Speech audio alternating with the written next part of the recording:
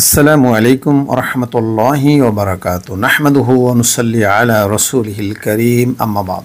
সুপ্রিয় শ্রোতা মণ্ডলী ও আমার প্রাণপ্রিয় শিক্ষার্থী বন্ধুরা, আপনাদের জানাচ্ছি আমাদের সাফিটাস চ্যানেলের পক্ষ থেকে অভিনন্দন ও শুভেচ্ছা। আশা করি আপনারা ভালো আছেন এবং আপনাদের মঙ্গল ও দীর্ঘায়ু কামনা করে শুরু করতে যাচ্ছি। আসসালামু আলাইকুম রহমতুল্লাহি ওয়া বারাকাতুহু। ইন্নাল হামদালিল্লাহ ওয়াসসালাতু ওয়াসসালামু আলা রাসূলিল্লাহ।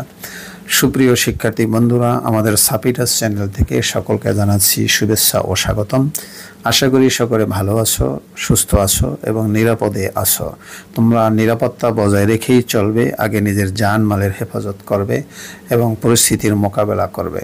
সুপ্রিয় বন্ধুরা, আমরা জানি এইচএসসি ও সমমানের পরীক্ষা যথারীতি বন্ধ আছে এবং ষষ্ঠ থেকে নবম শ্রেণীর ষান্মাসিক মূল্যায়ন পরীক্ষার্থী ভাইয়েরা, তোমরাও জানো তোমাদের পরীক্ষাগুলো বন্ধ আছে এবং সারা বাংলাদেশের শিক্ষা প্রতিষ্ঠানগুলো বন্ধ আছে। আমরা উন্মুখ হয়ে আছি যে কখন বা কবে থেকে আবার এই কার্যক্রম শুরু হবে।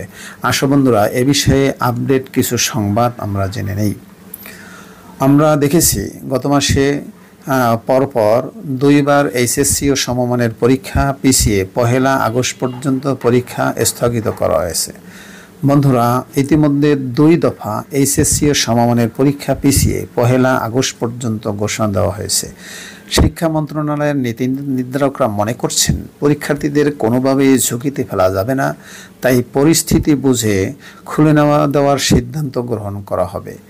এই বিপর্যস্ত পরিবেশের কারণে সারা বাংলাদেশের চলমান ষষ্ঠ থেকে নবম পর্যন্ত ষান্মাসিক মূল্যায়ন পরীক্ষা যে স্থগিত আছে, বিদ্যালয় খোলার সিদ্ধান্তের পরেই পরীক্ষা বিষয়ে সিদ্ধান্ত নেওয়া হবে।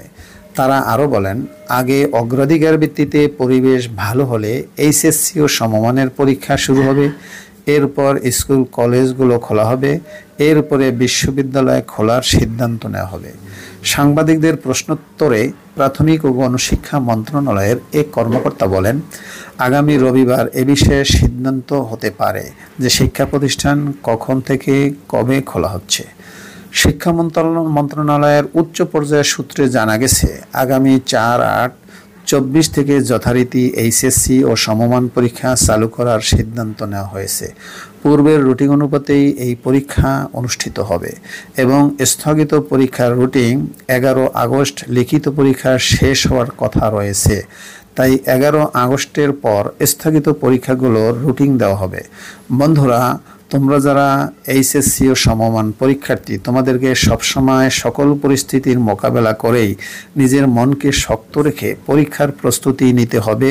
কখনোই মন খারাপ করে পড়ালেখা বন্ধ করা যাবে না। তোমরা একটু সময় পেয়েছো, ভালো করে লেখাপড়া করে A+ কীভাবে পেতে পারো সেই বিষয়ে তোমরা সচেতন থাকবে এবং আপডেট সংবাদগুলো তোমরা জেনে নেবে, কারণ কোনো তারিখ যথাসময়ে ঠিক আছে কি নেই সেটা আমাদের জানা নেই। তবে ঘোষিত 4/8/2024 তারিখটা মোতাবেক তোমরা প্রস্তুতি নিতে থাকো। শিক্ষামন্ত্রী মহিবুল হাসান চৌধুরী বলেন, আগে জননিরাপত্তার বিষয়টি গুরুত্ব দেওয়া হবে, এরপর শিক্ষা প্রতিষ্ঠান খোলা হবে। এ ব্যাপারে 64 জেলার জেলা প্রশাসকদের কাছ থেকে পরিস্থিতির আপডেট প্রতিবেদন নেওয়া হচ্ছে, তার উপর নির্ভর করে শিক্ষা প্রতিষ্ঠান খোলা হবে। বন্ধুরা, তাহলে আমরা বুঝতে পারছি আসলেই এখনও শিক্ষা প্রতিষ্ঠান খোলা না খোলার ব্যাপারে চূড়ান্ত সিদ্ধান্ত নেওয়া যাচ্ছে না, কারণ বাংলাদেশের পরিবেশটা এখনও ঝুঁকির মধ্যে আছে। কেউ স্থায়ীভাবে কোনো কিছুর সমাধান দিতে ইতিমধ্যে পারছেন না। আমরা মহান আল্লাহ সুবহানাহু ওয়া তাআলার দরবারে আবেদন করছি, উনি যেন আমাদের গরিব এই সুন্দর বাংলাদেশকে একটু ভালো পরিবেশে ফিরিয়ে আনেন, যথারীতি আমাদের কোমলমতি শিক্ষার্থীরা আবার শিক্ষাঙ্গনে ফিরে যেতে পারেন।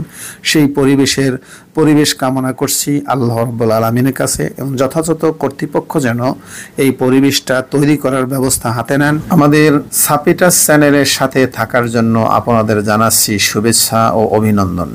এটা দিনী শিক্ষা ও দিনের প্রচারণা মনে করে লাইক বা শেয়ার করে সওয়াবের অধিকারী হতে পারেন। বিশেষভাবে আমি অনুরোধ করে থাকি, মেয়েদের ছবি বা কুরুচি সম্পন্ন কোনো ভিডিও শেয়ার করে গুনাহগার হবেন না, কারণ এটা সাইবারের মাধ্যমে পৃথিবীর কোটি কোটি মানুষের কাছে পৌঁছে যায়। নিঃসন্দেহে সকলের গুনাহের একটি অংশ আপনার আমল নামায় আসবে। আল্লাহ আমাদেরকে ক্ষমা করুক, আমিন।